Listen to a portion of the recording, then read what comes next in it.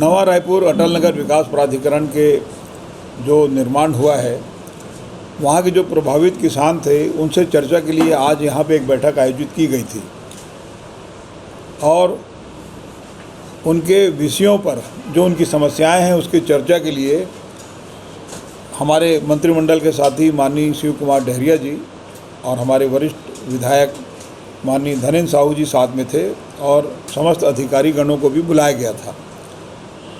उनको सूचना देने के बाद उन्होंने ये कहा कि हमको लिखित में जानकारी भेजी जाए तब हम यहाँ पर आएंगे।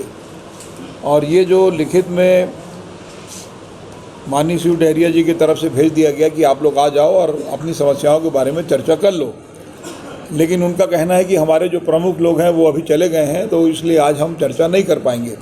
तो काफ़ी देर बैठने के बाद फिर हम लोगों ने बहुत ही सहानुभूतिपूर्वक चर्चा करते हुए मार्ग निकालने का कोशिश पूरा किया है कि भाई किसी तरीके से ये समस्या का समाधान हो जाए। लेकिन बेहतर होता कि वो लोग आ जाते, क्योंकि उनको पूरा अवसर दिया गया कि वो आ जाएं, अपनी बात रख दें तो अच्छे ढंग से ये समस्या का समाधान निकल जाए, लेकिन वो नहीं आए। तो अब नहीं आने के बाद फिर भी अब आपस में चर्चा करके अब नया कोई तिथि घोषित करेंगे। अब ये मैं कैसे कह सकता हूँ वो क्या चाहते हैं।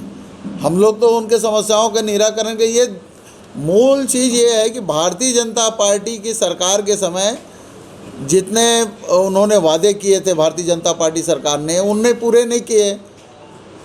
और ज़मीन के जिनकी ज़मीन गई है उनको 1200 स्क्वायर फीट या 1600 स्क्वायर फीट 2000 स्क्वायर फीट ज़मीन देने की बात कही थी।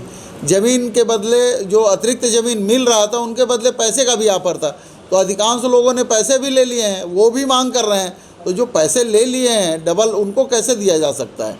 तो हम लोग चर्चा इसी में चाहते हैं कि भाई जिन लोगों ने मिला उनको देने के लिए सरकार तैयार है, लेकिन जो पैसा भी ले लिए हैं और फिर ज़मीन मांग रहे हैं तो उसको डबल कैसे दिया जा सकता है।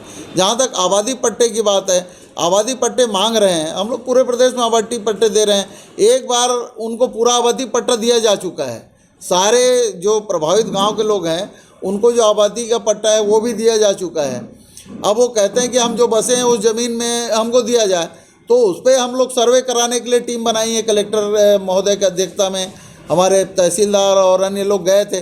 अब वो उनको वहाँ जाने नहीं दे रहे हैं कि एक बार तो आप लोग पिछली सरकार ने सर्वे कराया था, उस पर क्रियान्वयन नहीं हुआ, तो अब पिछली सरकार ने क्या किया था वो तो किया ही नहीं। वही समस्या मेन उसी का है।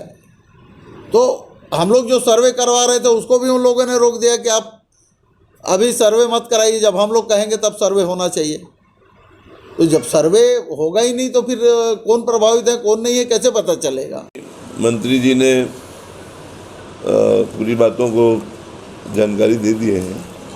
ये बड़ा आज तो पूरी तरह से इस तैयारी के साथ इस बैठक को रखी गई थी कि किसान संगठन के पदाधिकारीगण आएंगे और उनसे बैठ करके सार्थक चर्चा करके उनके जो द्वारा आंदोलन किया जा रहा है उसको समाप्त किया जा सकेगा, उनकी मांगों पर विचार किया जा सकेगा।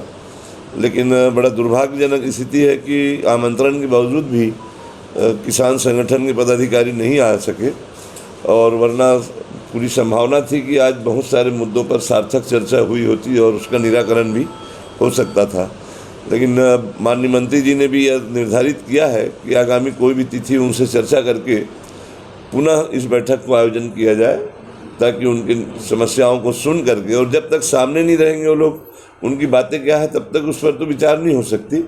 इसलिए उनको और आगामी अवसर उनके साथ बात करके दिए जाने की आज की बैठक में यह बातें तय हुई हैं कि उनको बहुत जल्दी नया तारीख तय करके उनको बैठक में फिर से बुला करके इस विषय पर चर्चा करेंगे। नहीं, अब ये तो वही लोग बता पाएंगे कि आज की बैठक में क्यों नहीं आ पाए, जबकि उनको कल से सूचना दे दिया गया था माननीय डहरिया जी के द्वारा, मौखिक रूप से कल दे दिया गया था और उनके मांगने पर आज लिखित में भी उनको सूचना दी गई, लेकिन इसके बावजूद भी नहीं आए।